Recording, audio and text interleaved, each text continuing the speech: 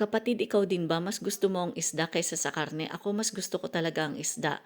At dahil may natira tayong kalamyas na tuyo galing Pilipinas at nakakita din tayo ng galunggong na fresh, magsinaing na isda tayo ngayon, kapatid. At dahil wala naman tayong palayok dito sa ibang bansa, pwede na rin natin lutuin ang ating sinaing na isda sa isang kaserola.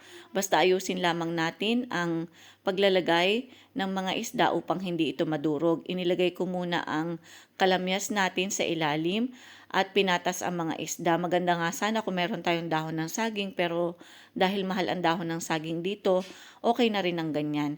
Maluluto na rin po yan. Lasa din nga lamang po ang dahon ng saging at pampabango din po sa ating sinaing na isda.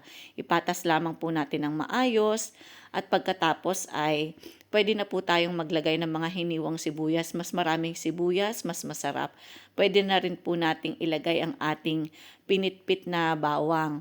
Mas marami din pong bawang, mas masarap. Hindi ko na po nilagyan ng luya, pero pwede din po kayong maglagay ng luya para po matanggal ang kanyang lansa.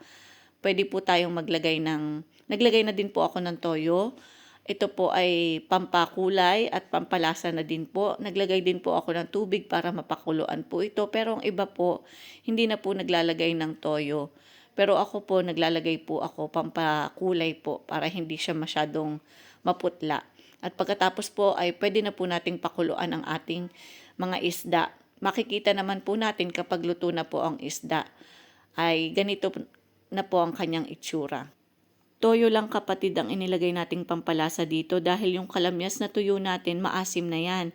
Kaya kapag naluto, panamang-panama ang lasa ng ating sinaing na isda. Naglagay na rin ako sa ibabaw ng talong dahil napakasarap nito kapag naglagay tayo ng talong tapos nilagyan pa natin ng kamatis, tapos may sibuyas, may patis. Naku, napakasarap na ng ating pangulam sa buong araw.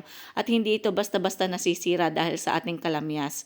Kaya subukan nyo na rin na magsinaing na isda kung meron kayong natitirang kalamyas na tuyo galing sa Pilipinas. At salamat sa inyong panonood. Thank you. Bye. God bless everyone.